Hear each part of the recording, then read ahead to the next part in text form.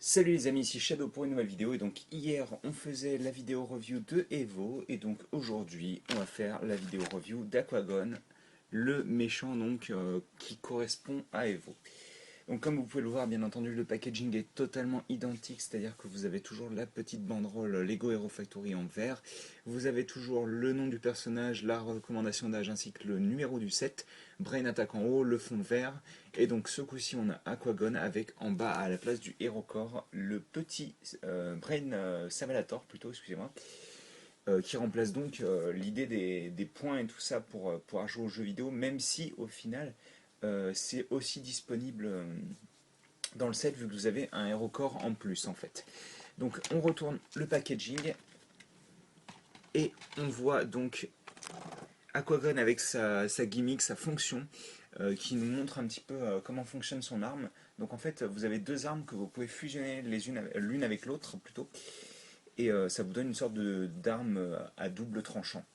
Sachant que ici, bien entendu, vous avez un 1/1 de la tête avec le enfin le Cervelator qui vient se placer dessus.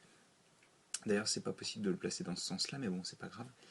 L'explication pour les codes, le site où vous pouvez accéder au jeu, et donc bien entendu, il est disponible sur l'App Store et Google Play. Donc ça j'ai hâte, excusez-moi.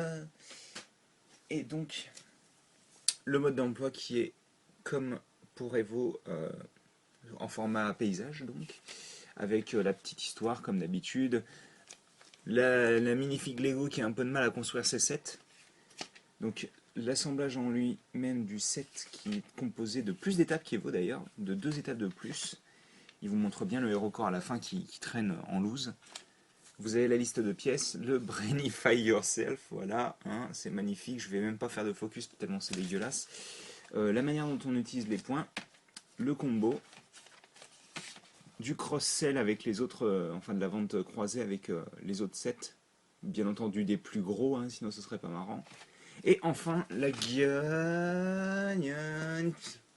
Bref, on va parler de nouvelles pièces. Il y en a quelques-unes tout de même dans le set. Sachant que je vais me concentrer sur les pièces qui n'étaient pas disponibles auparavant dans des sets Hero Factory, hein, bien entendu. Et d'ailleurs, je tiens à dire, quand on m'a dit que le bras de bot d'Evo qui est là, n'était pas.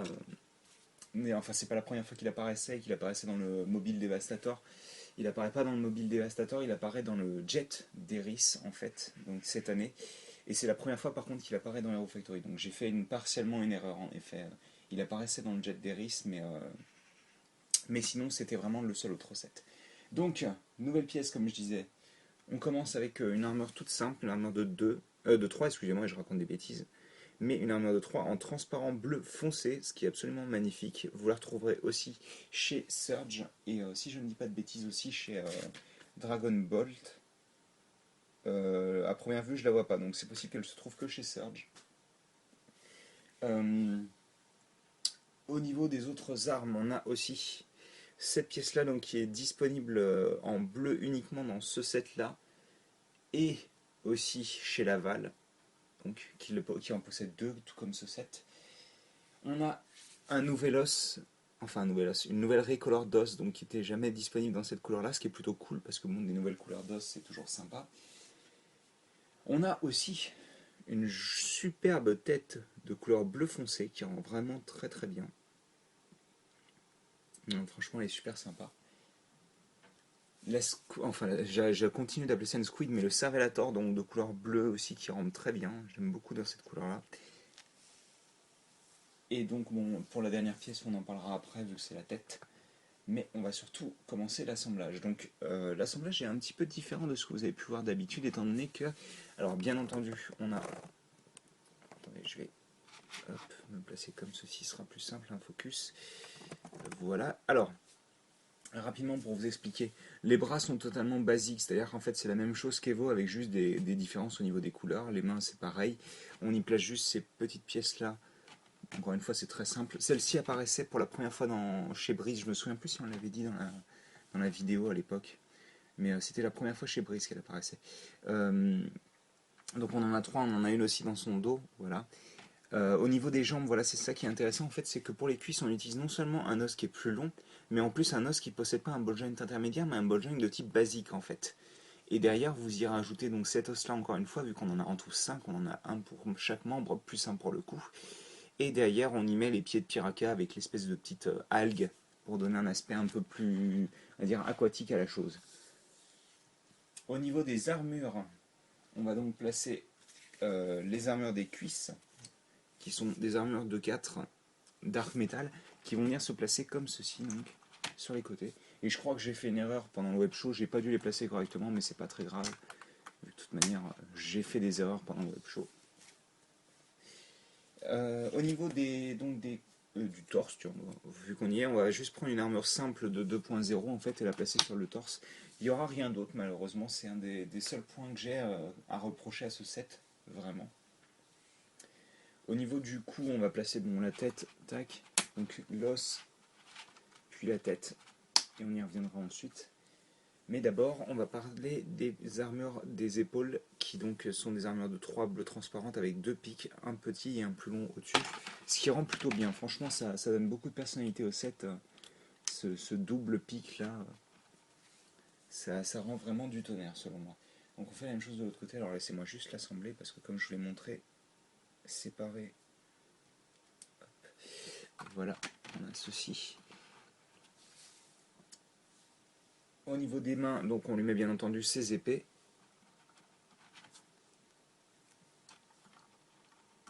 Elles sont vraiment super jolies quand même en bleu comme ça.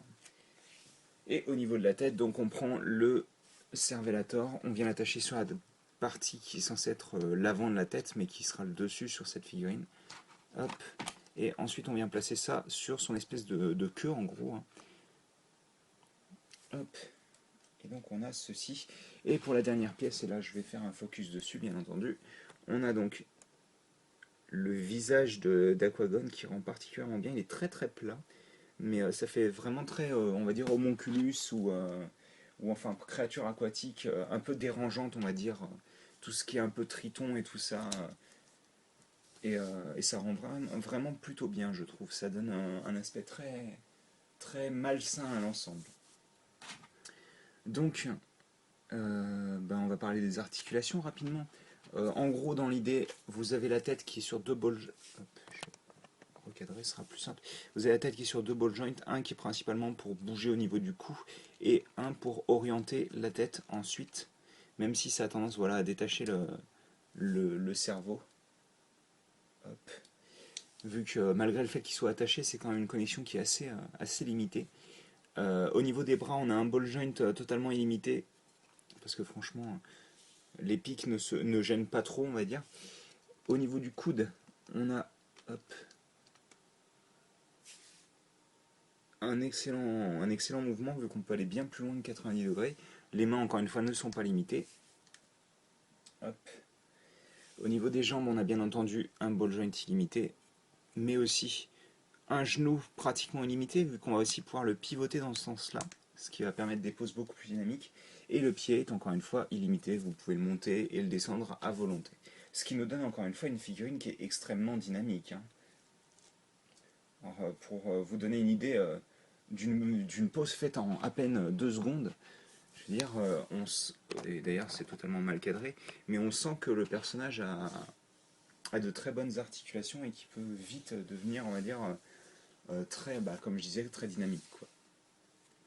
Je vais faire une comparaison rapide avec donc Evo, vu que c'est son rival et que j'ai pas vraiment d'autres personnages à qui le comparer au niveau de la taille surtout. Parce que bon, c'est vrai que là, étant donné que c'est quand même un squelette un peu particulier avec les jambes différentes du reste, on peut se demander quelle taille il fait. Donc il est un peu plus petit qu'Evo. Parce que c'est vrai que Evo a vraiment beaucoup plus de volume en hauteur, on va dire. Mais par contre, avec ses pics et tout ça au niveau des épaules, même si ils font la même taille au niveau du squelette, on a plus l'impression d'avoir un personnage qui est volumineux sur les côtés, quoi. Hop. Donc, je pense qu'on peut y aller au niveau du bilan. Hein. Comme je disais, donc, si, excusez-moi, j'allais oublier la fonction donc qui est vraiment très très simple. Vous prenez les deux armes, vous pivotez cette pièce-là pour avoir les pièces dans le sens inverse et ça vous donne donc cette double lame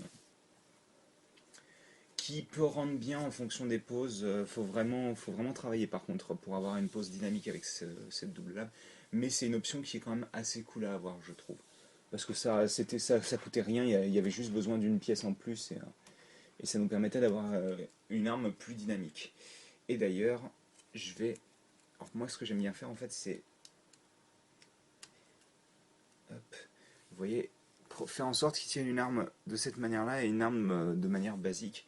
Parce que non seulement ça le permet d'être encore plus dynamique que d'habitude, mais en plus, quand vous fusionnez l'arme, vous n'avez pas l'impression qu'il la tient bizarrement, quoi. Qu'il la tient vraiment avec une main, enfin les deux mains dans le bon sens, quoi, on va dire. Hop. Donc on va hop, lui mettre une petite pause et on va faire le bilan.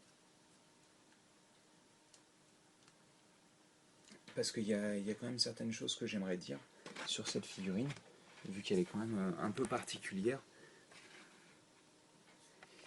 Ça rend pas génial. Hein. Alors attendez.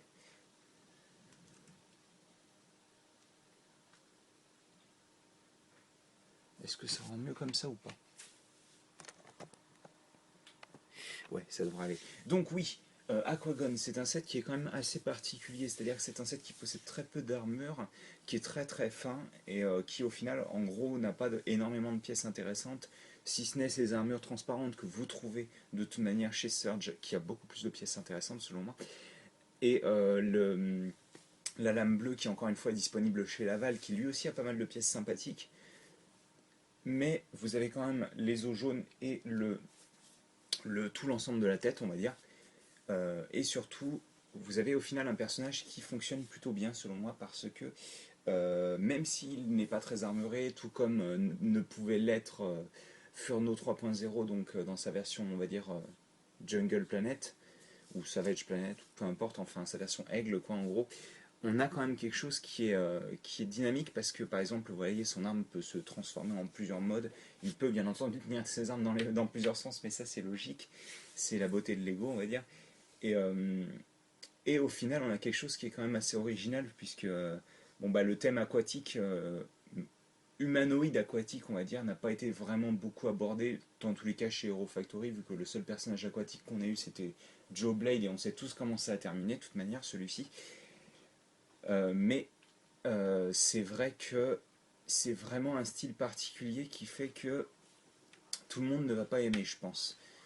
C'était déjà le cas avec Loser Killer, lui est pas trop fan du set, tandis que perso, moi c'est vraiment un truc que j'apprécie beaucoup parce que pour un prix qui est donc le prix bas chez les Hero Factory, donc à 10 euros, vous avez un set qui est quand même selon moi beaucoup plus intéressant que Scarox de la première vague, qui malgré le fait qu'il ait une fonction est quand même bien à chier, j'ai envie de dire.